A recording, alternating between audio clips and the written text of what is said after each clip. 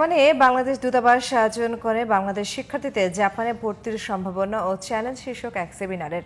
জাপানে নিযুক্ত বাংলাদেশের রাষ্ট্রদূত দাউদ আলীর সভাপতিত্বে টোকিওতে দূতাবাস মিলনায়তনে সেমিনারে অংশগ্রহণ করেন 40টিরও বেশি জাপানের বিভিন্ন ল্যাঙ্গুয়েজ স্কুলের পরিচালকরা।